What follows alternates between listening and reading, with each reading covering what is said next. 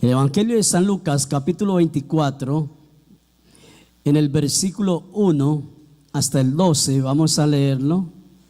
Dice: el primer día de la semana, muy de mañana, vinieron al sepulcro trayendo las especies aromáticas que habían preparado y algunas otras mujeres con ellas. Está hablando de las Marías.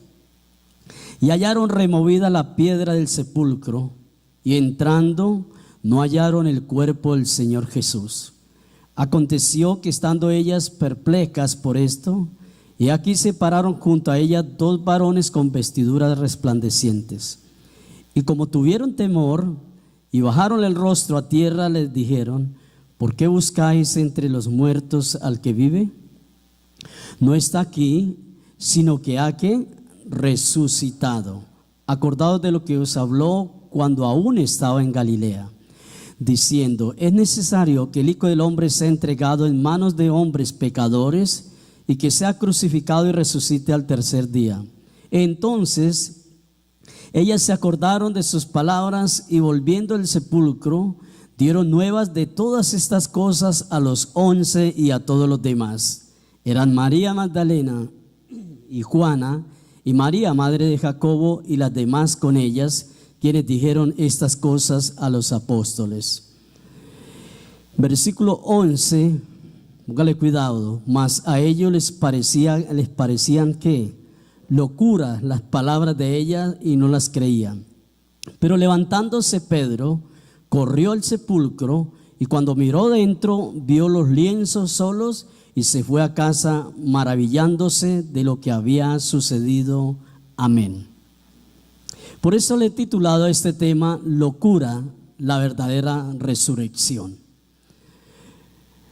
Cuando uno de los discípulos escucha el mensaje de las Marías, de estas mujeres que estaban muy atentas, que creyeron a las palabras que Jesús había dicho antes, les pareció que era locura lo que ellas estaban diciendo. Y hay gente que le parece que es locura hablar de la resurrección de nuestro Señor Jesucristo.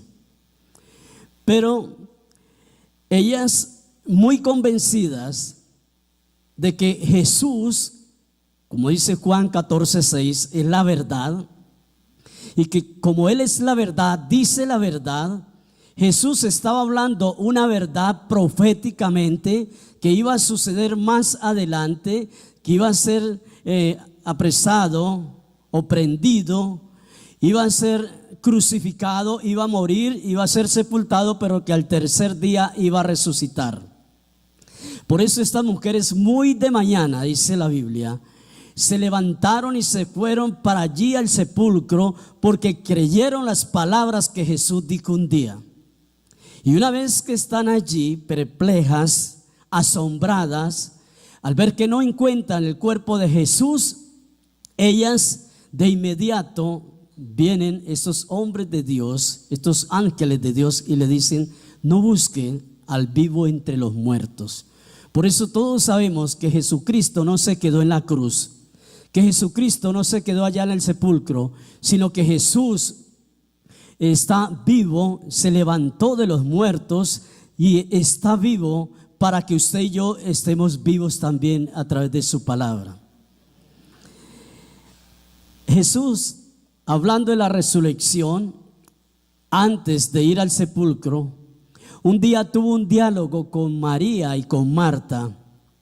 Y en ese diálogo Jesús estaba hablando de su hermano Lázaro, del hermano de María y de Marta, Lázaro, que había muerto, porque Jesús dijo: él duerme. Pero hacía 3 días que había muerto. Y le dice algo tan importante Jesús a Marta, y le dice: yo soy la resurrección y la vida. El que en mí cree, aunque esté muerto, ¿qué? Vivirá. Eso nos pasó a nosotros. Estábamos muertos en delitos y pecados, y le creemos a Dios y fuimos resucitados para tener vida.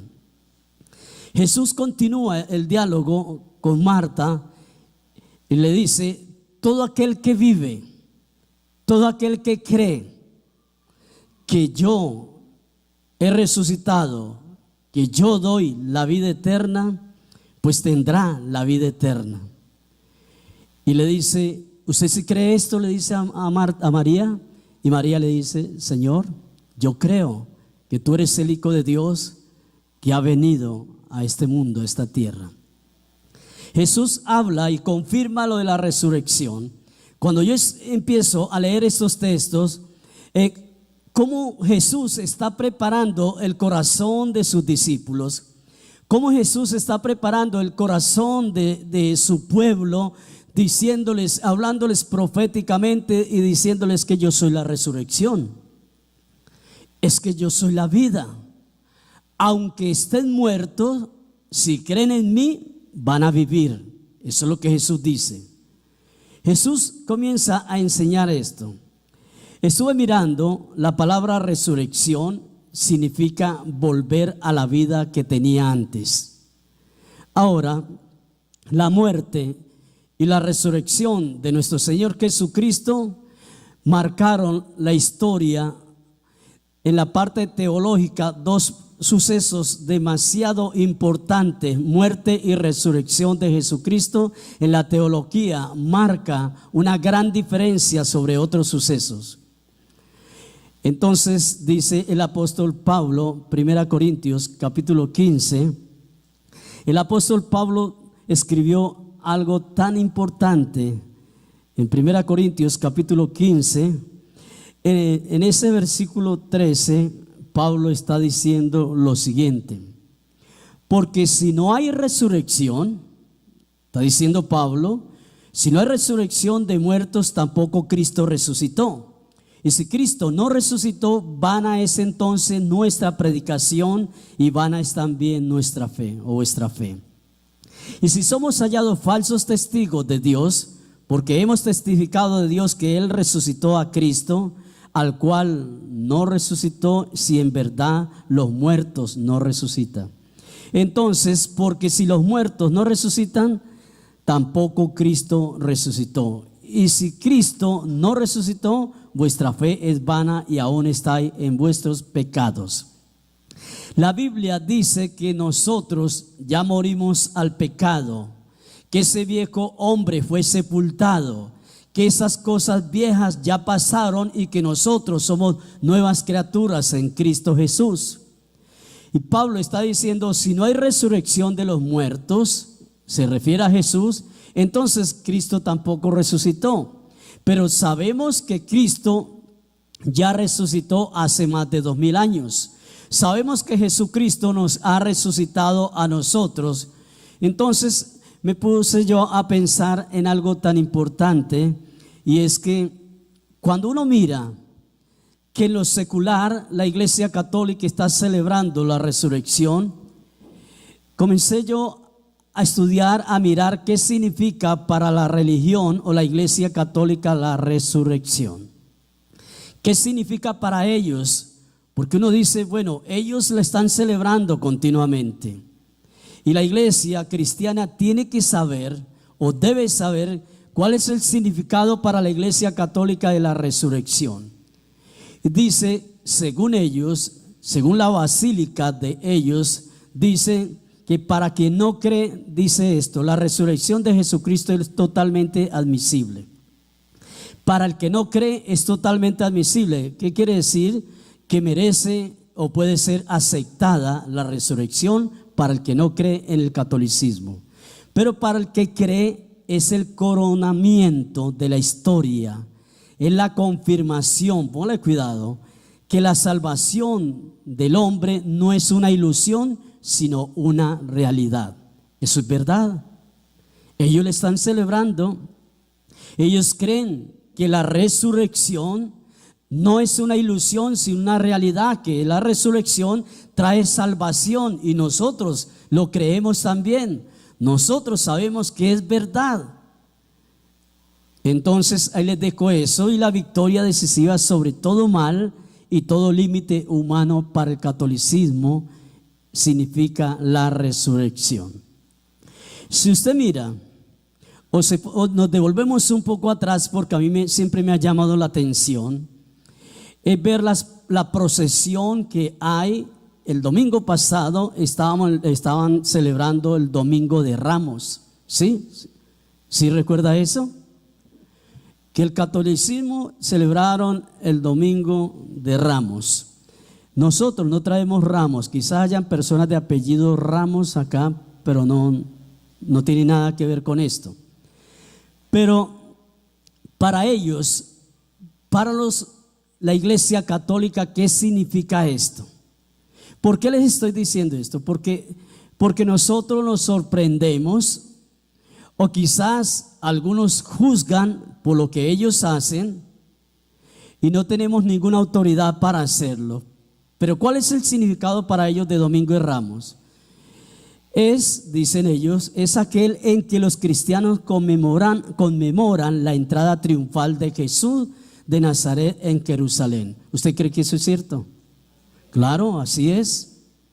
La entrada triunfal de Jesús de Nazaret en Jerusalén, allá en Jerusalén, cuando le hacen allí una fila, cuando Jesús entra montado en un asno y la gente aplaudía, la gente con sus ramos, sus palmas estaban allí, eso dice la Biblia. Y ellos también lo creen, aclamaban la multitud estaba aclamando. Entonces, días antes de la pasión, de la crucifixión y resurrección de Jesús. Eso lo dice la Iglesia Católica y eso es verdad. La Biblia también lo dice. La Biblia también habla de que Jesús entró montado en un pollino, un asno, un burro, como le quiera llamar, y que allí fue aclamado también por el pueblo y que tenían allí sus palmeras, las tenían allí. Pero ¿qué pasa? Que estamos totalmente de acuerdo con esto, pero es respetable lo que ellos hacen procesiones con sus ramos y la Biblia eso sí no lo contempla, ¿ya? Pero es respetable, cada uno, ellos allá a su manera, pero lo más importante es algo que dice que la entrada triunfal, más adelante estaban esas personas que estaban aplaudiendo a Jesús cuando entró. Esas personas que estaban aclamando a Jesús, que estaban diciendo, Hosana en las alturas, bendito el que viene en el nombre del Señor. Aquellos que estaban allí aclamando a Jesús, más adelante lo estaban diciendo, crucifícale. Esas mismas personas estaban crucificándole. Y yo le preguntaba a Dios, ¿por qué lo hacían? Y yo le preguntaba a Dios, ¿qué pasa en estos tiempos con ese clamar al Señor? Con ese adorar a Dios, con ese gozo de ver a Jesús con nosotros. ¿Y por qué? ¿De qué manera en estos tiempos se está crucificando a Jesús también? Aquellos que han tomado la Semana Santa, digamos así, o no hablemos de Semana Santa, la vida cristiana, la han tomado como un juego, la han tomado como algo pasajero y que han visto un día, están gozándose en la iglesia, están gozándose en la palabra, están gozándose en la oración, están gozándose en el ayuno, están predicando el mensaje, pero después están haciendo cosas que desagradan a Dios. Eso es crucificar nuevamente a Jesús, porque en la cruz fue que Jesús se llevó todos nuestros pecados. Volver al pecado es crucificar a Jesús. Entonces no nos podemos sorprender de decir, oiga, esa gente tan hipócrita, esa gente tan falsa, estaban allí aplaudiendo a Jesús y después a los poquitos días ya lo estaban diciendo que lo crucificaran. Nosotros tenemos algo parecido a eso. Cuando el cristiano es tibio, está crucificando, está pisoteando la sangre del Cordero. La resurrección de Cristo, entonces, ¿qué significa para nosotros los cristianos? ¿Qué significa? Porque no hay que la Semana Santa tan chévere para descansar, para no ir a estudiar. En la iglesia paramos unos días y yo puedo dormir hasta más tarde. Sí, eso es bueno. Que la Semana Santa para ir a pasear también, bueno, qué bonito, ¿cierto? En familia, no de una forma egoísta que yo me voy y que se quede mi familia ahí, mi casa. Qué chévere es hacer esto, pero hay que tener mucho cuidado, hay que meditar sobre la crucifixión, sobre la resurrección. ¿Cuál es el significado para nosotros? El significado, lo primero, para nosotros los creyentes, que la resurrección de Cristo significa que somos justificados ante Dios. Romanos capítulo 4 versículo 25 dice: el cual fue entregado por nuestras transgresiones y resucitado para nuestra justificación. Entonces tiene un significado tan grande, tan importante para nosotros. No es de que sí, Jesús resucitó al tercer día, que estas mujeres fueron más fieles que los hombres y que ellas salieron corriendo y que ellos dijeron: no, eso es una locura, eso es mentira lo que nos están diciendo, porque aún sus mismos discípulos estaban de incrédulos. No es solamente eso, no es una Semana Santa más. No es un día más de que hay gente que se lacera allí, hay gente que paga penitencia, que van de rodillas, descalzos. Eso no es Semana Santa.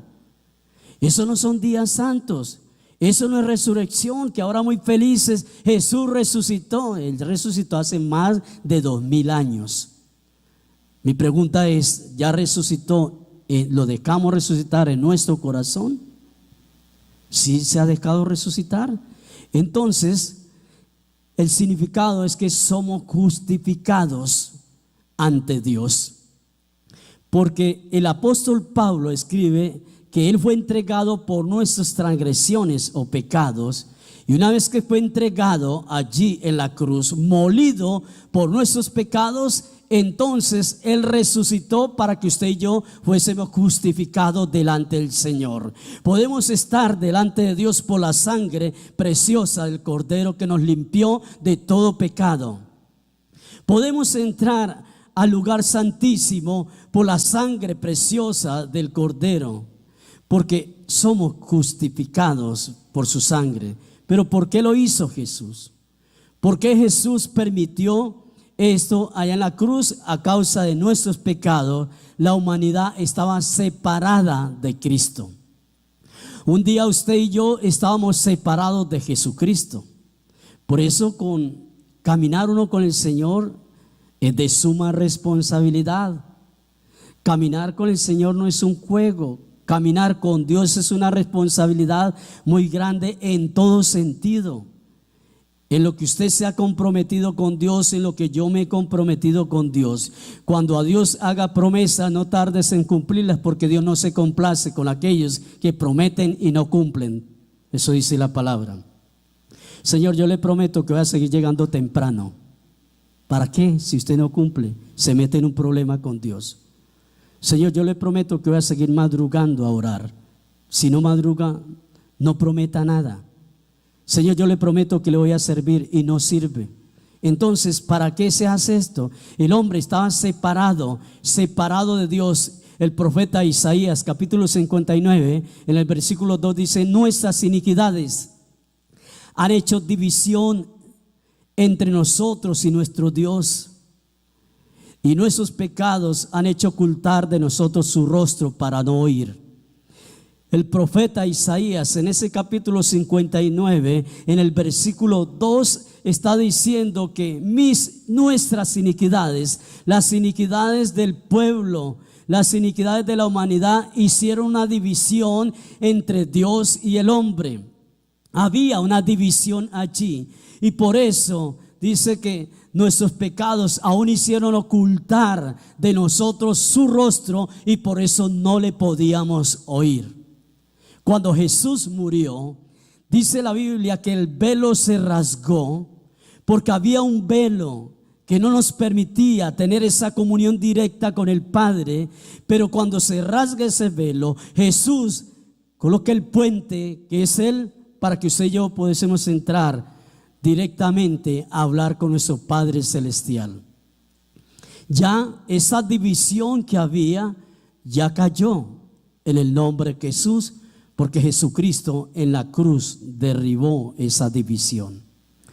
Ahora, dice el apóstol Pablo en Efesios 2:3, dice que por naturaleza nosotros éramos hijos de ira. Éramos, ¿qué quiere decir? Que en un pasado éramos hijos de ira, o sea, hijos del diablo éramos nosotros. Pero ahora, Efesios 2, en ese Efesios 2, versículo 3, está diciendo que éramos por naturaleza hijos de ira, lo mismo que los demás. Esto me llama mucho la atención cuando dice el Señor, es que ustedes eran como son esa gente que no lo son ahora. Ustedes eran como esa gente que no ha querido conocer de Dios. Ustedes eran como esa persona que estaba metida, sumergida en el pecado. Así eran ustedes, dice el Señor. ¿Con qué fin nos dice? Con dos propósitos. Uno, para que aprendamos a ser agradecidos con Dios, de que por la resurrección de Jesucristo, Jesús nos justificó delante de Dios. El primer propósito, para que aprendamos a ser agradecidos. Y el segundo propósito, para que no juzguemos más a los demás. Amén o ayayay. Entonces, la palabra justificación es una prueba de la justicia de alguien. Cuando Jesús muere en la cruz, Él tomó nuestro castigo para que pudiésemos ser justificados delante del Padre. Jesús dijo, no, Señor, yo sé que su nombre y el mío, Emidio, yo sé que Emidio es el que merece ir a la cruz. Yo sé que Emidio es el que merece que le coloquen una corona de espinas, pero con espinas grandes. Yo sé que Emidio es el que merece que lo cojan a latigazos allí, porque él fue el que pecó. Pero él dijo, no, yo voy a justificarlo, yo voy a pagar por él. Yo voy a pagar por todos ustedes. Y eso es muy importante. Por eso debemos ser agradecidos. El segundo beneficio que obtenemos nosotros a través de la resurrección de nuestro Señor Jesucristo, como creyentes debemos tener en cuenta lo segundo. Y es que debemos tener en cuenta que la resurrección demuestra que Él venció la muerte. Hay personas que no lo tienen claro. Jesús venció la muerte a través de la resurrección. La muerte es el enemigo número uno de la humanidad. ¿Por qué es el enemigo número uno de la humanidad? Porque ninguno de nosotros nos escapamos de la muerte física. Pero la muerte espiritual depende de cada uno de nosotros. Yo no puedo ir a interceder, no se me duerman. Yo no puedo ir a interceder por usted. Usted está intercediendo en este momento, los que están dormidos, por mí, pero no lo haga más, por favor. Entonces, no necesito ese tipo de intercesión. Entonces, ¿qué pasa? Yo no puedo ir a interceder por usted delante de Dios porque yo no soy ningún intercesor. Yo también tengo que ir a dar cuenta a Dios por lo que yo he hecho aquí. Entonces, saber que la muerte es el enemigo de la humanidad y es el castigo justo por cada uno de nuestros pecados. Ay, es que Dios es tan injusto, ¿por qué permite esto? No, Dios no es injusto. Los injustos somos nosotros. Dios no es injusto. Entonces, Jesús demuestra que a través de la resurrección venció la muerte. Romanos 6:23 dice que la paga del pecado es ¿qué?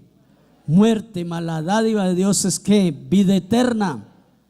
Entonces Jesús murió para que usted y yo también venciéramos el pecado, borráramos el pecado con la sangre preciosa del Cordero. Entonces no es de que ay chévere, Jesús resucitó, pero ¿qué? ¿Nosotros qué estamos haciendo? Cristo resucitó de la muerte, porque la muerte no podía ni pudo retenerlo a Él allí. Yo soy la resurrección y yo soy la vida. El que en mí cree, aunque esté muerto, vivirá. Aunque esté muerto, vivirá.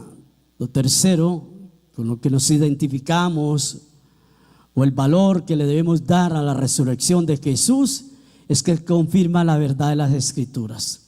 Jesús confirma esa verdad.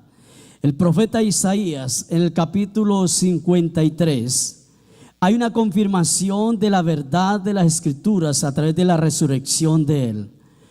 Esa verdad dice en el capítulo 53, en el versículo 10, con todo eso, Jehová quiso quebrantarlo. sujetándole a padecimientos cuando haya puesto su vida en expiación por el pecado, verá linaje, vivirá por largos días y la voluntad de Jehová será en su mano prosperada. Verá el fruto de la aflicción de su alma y quedará satisfecho por su conocimiento. Justificará a mi siervo justo a muchos y llevará las iniquidades de ellos. Llevará las iniquidades de ellos. ¿Quién es el único o quién fue el único que pudo hacer eso? Llevarse los pecados y las iniquidades en la cruz, Jesucristo. Por eso es una confirmación de la verdad de las Escrituras. No es una carreta, no es mentira que Jesús resucitó y que nos dio vida, pero vida en abundancia. Porque hay gente que todavía duda, hay gente que todavía no cree que la resurrección de Jesucristo es la que nos trajo a nosotros vida eterna. Pablo explica que la resurrección no solo es una parte fundamental del evangelio, sino la base firme del cristiano. Por eso la resurrección de Jesucristo nos enseña la verdad y esa verdad nos hace firmes a nosotros. El saber que Jesucristo murió y resucitó hace que nosotros sigamos más, le creamos más a Jesús porque lo que Él nos prometió, Él lo cumplió. Lo que Él nos prometió un día, usted lo está viviendo, yo lo estoy viviendo. Por eso esa esperanza que usted tiene en Cristo, que yo tengo en Cristo, no es en vano. Sabemos esperar en el Señor. Sabemos que vienen tiempos. Hoy estábamos en el devocional hablando de Mateo 24, que habla de las señales del fin del mundo. Y sabemos que el Señor dice que ese siervo que Él le ha entregado su casa, ese siervo que Él le ha entregado su casa es ¿para qué? Para que le dé el alimento que necesita a su pueblo. Y ese es un alimento que usted como pueblo de Dios lo necesita. Todos necesitamos de este alimento, de saber que la resurrección, muerte, crucifixión, resurrección de Jesús fue necesario para que se cumpliera lo que dicen las Escrituras, para que toda la humanidad sea salva por la muerte de un hombre que lo dio todo allá en la cruz. La resurrección de Cristo también significa que Dios derramó el Espíritu Santo en los corazones de los que creemos. No fue en vano que Jesús dijo un día a sus discípulos, hace una promesa y dice, ¿sabe qué? Es necesario que yo me vaya. Ese yo me vaya no es que Jesús era un irresponsable que dijo me voy y listo y los dejo a ustedes acá. No, es necesario que yo me vaya para que venga a ustedes o sobre ustedes otro consolador, el cual los convencerá de pecado, de justicia y de juicio.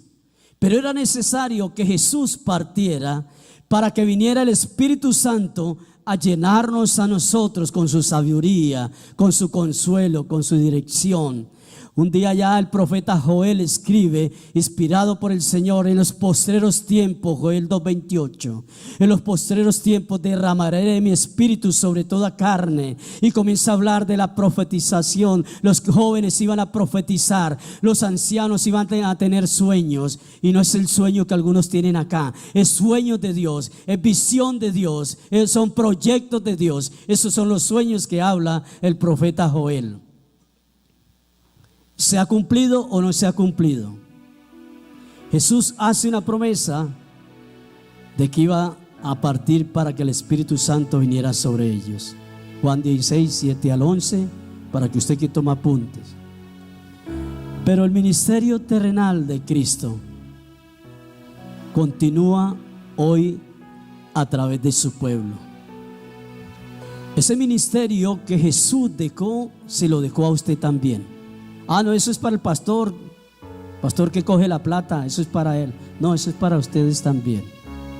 Ese ministerio terrenal de Jesús lo ha entregado, lo ha dejado a todos sus hijos para que a través del Espíritu Santo nosotros estemos predicando la palabra de Dios. Quiero decirle, iglesia, que Dios le va a pedir cuenta a ustedes también. Si usted nunca ha traído a alguien a los pies de Cristo, que pesar de esos talentos, esos dones que Dios le dio. Y la Biblia dice que Dios nos va a llamar a cuentas por esto. La resurrección de Cristo nos da una esperanza viva. Los cristianos tenemos una esperanza grande en Jesús, porque sabemos que ya Él tomó nuestros pecados, los tiró a lo más profundo de la mar y no tiene más recuerdo de ellos. Qué lindo es Dios. ¿No le pasa lo de usted o lo que me pasa a mí? ¿Se acuerda que usted hizo tal cosa? Hace 20 años usted hizo esto. Usted ayer estuvo haciendo esto.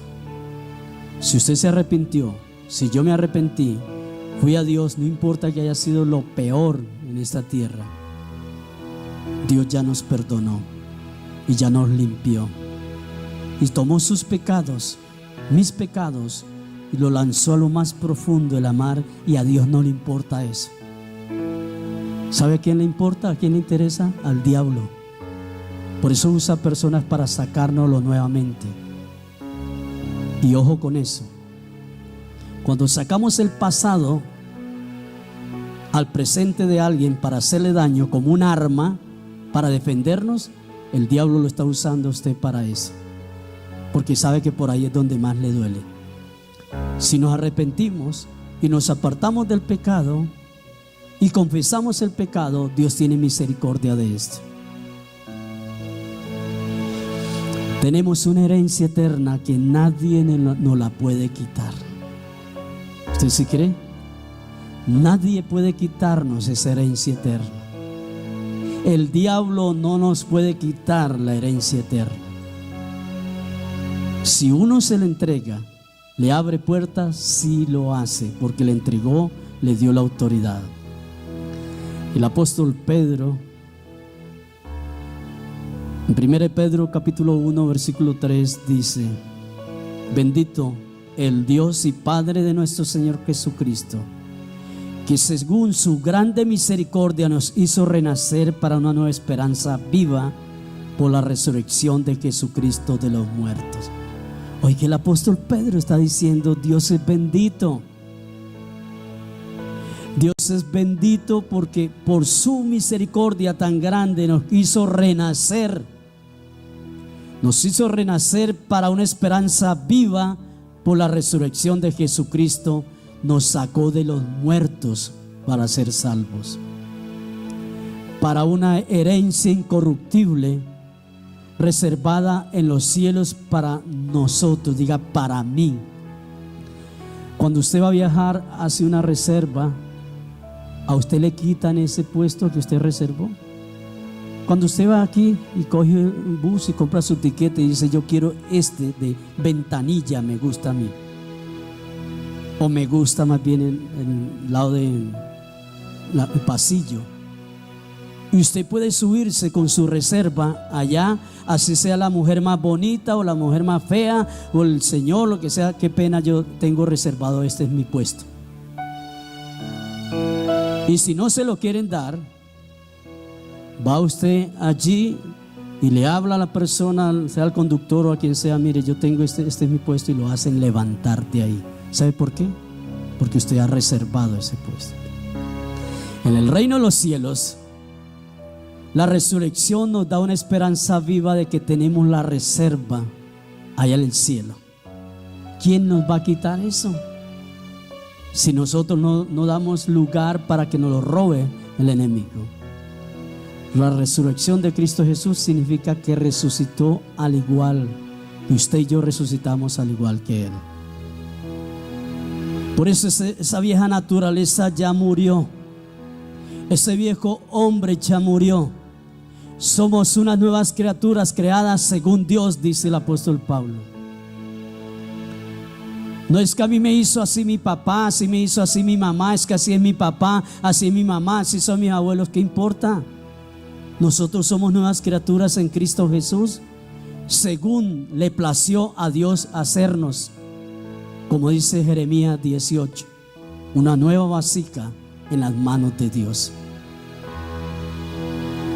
El apóstol Pablo en 1 Corintios, en ese capítulo 15, en el versículo 20, no podemos dejar estos textos sin leerlos. Mas ahora Cristo ha resucitado de los muertos. ¿Usted sí lo cree? Primicia de los que durmieron es hecho. Porque por cuanto la muerte entró por un hombre, también por un hombre la resurrección de los muertos. Porque así como en Adán todos mueren, también en Cristo todos seremos vivificados. Pero a cada uno en su debido orden: Cristo las primicias, luego los que son de Cristo en su venida. Amén. Entonces la resurrección significa que resucitamos igual que Él. El poder de Dios a través del Espíritu Santo resucitó a Jesucristo. Jesucristo nos ha resucitado a nosotros. Por eso cuando usted da la palabra a alguien, usted está sacando de la muerte, del pecado, a ese alguien, si obedece con el poder de Dios, no con el poder humano, con la palabra de Dios. ¿Sabe que somos instrumentos grandes en las manos de Dios? Hemos sido resucitados para ayudar a resucitar a otros también. ¿Sí le parece? Hemos sido resucitados por Dios para resucitar a otros. Por eso los creyentes debemos gozarnos, debemos disfrutar, no creyentes amargados, resentidos, llenos de rencor, de odio. ¿Qué cristiano resucitado por Dios puede ser? Cristianos cristales allí, se creen superiores a otros. Si todos fuimos hechos de barro, somos barro. Entonces, ¿para qué chicaneamos si volvemos al polvo? Entonces hay evangélicos delicados que no los pueden tocar, no los pueden mirar, entonces se enojan y se vienen en contra de Dios. Es mejor uno irse a toda velocidad con un Renault 4 allá por una vía principal y metérsela al frente una tractomula y le va mejor que irse en contra de Dios. Hemos sido resucitados con Dios. Termino con esto. La resurrección de Jesucristo significa que Él juzgará al mundo con justicia. Eso sí, cuando yo lo leí, yo dije: Dios va a juzgar al mundo con justicia, no la justicia del hombre. Los jueces juzgan allá por lo que le cuentan, por las pruebas. Dios no necesita de eso. Dios no necesita que le cuenten: mire que yo lo vi por allá mal parqueado, mire que el pastor estaba con no sé quién, mire que el hermanito tal. Dios dice: no me cuente nada, no necesito de chismes. Yo me estoy dando cuenta de todo lo que están haciendo. Yo me he dado cuenta de todo lo que hablan. Yo he escuchado lo que ellos hablan. Yo me he dado cuenta dónde se meten a solas por allá. No me venga con chismes, porque yo sé qué es lo que hace con el celular cuando está a solas o allá en el computador. No me venga con cuentos. Por eso Dios va a juzgar al mundo con su justicia, no con la justicia del hombre. Esa es la resurrección. El libro de Hechos, el capítulo 30, en el versículo 31 y 32 dice: pero Dios, habiendo pasado por alto los tiempos de esta ignorancia, ahora manda a todos los hombres, escuche, manda a quienes, a todos los hombres y mujeres en todo lugar que se arrepientan, por cuanto ha establecido un día en el cual juzgará al mundo con justicia por aquel varón a quien designó, dando fe a todos los que a todo con haberle levantado de los muertos. Entonces vamos a ser juzgados. Por eso esto da lugar para que nosotros prediquemos la palabra, enseñemos la palabra, aconsejemos, direccionemos. Lo que Dios nos da, nosotros lo impartimos a la iglesia, pero a partir de ese momento usted asume la responsabilidad. Y yo no puedo estarme matando la cabeza. Ay, no, es que el hermano no quiere. El hermano no quiere esto, y se le ha enseñado, se le ha aconsejado, se le ha rogado. ¿Ya qué podemos hacer? Porque todos vamos a dar cuenta a Dios. Los hijos los dirigimos, a los hijos le enseñamos, a los hijos les damos ejemplo, nos esforzamos, le enseñamos la palabra, pero si no quieren, ya cuando tienen su edad, yo no me levanto más canas en mi vida, ni me mato más la cabeza si no quieren, porque a Dios tienen que darle cuentas. Amén. Qué chévere, ¿no? Bueno, conclusión: Cristo murió y resucitó y vive para que nosotros vivamos con Él y para Él. Quiero terminar con este video que realmente, cuando yo lo vi, quebrantó mi corazón de ver una persona en esas condiciones todavía adorando a Dios. Y yo decía: Señor, ¿cuántos estamos con buena salud? ¿Cuántos estamos con todos los medios disponibles para que nos gocemos en el Señor, para que adoremos a Dios? Si a usted no le gusta la alabanza y la adoración, usted no tiene entrada al cielo. Eso es una herejía, pastor. ¿Sabe por qué? Porque allá lo va a tener Dios, nos va a tener las 24 horas adorándole a Él. Si no le gusta servirle a Dios, tiene su problema, porque allá vamos a estar sirviéndole al Señor, lo dice la Biblia. Entonces, una persona como esta me decía a mi hija que hace un mes le hicieron un homenaje a este hombre, a Julio Melgar. Le hicieron un homenaje, y el día que iba a participar era la 1 de la tarde y no podía levantarse porque él murió en estos días de cáncer. Pero me impacta que ya casi en la muerte adoraba a Dios. Sé luz, es lo que me pide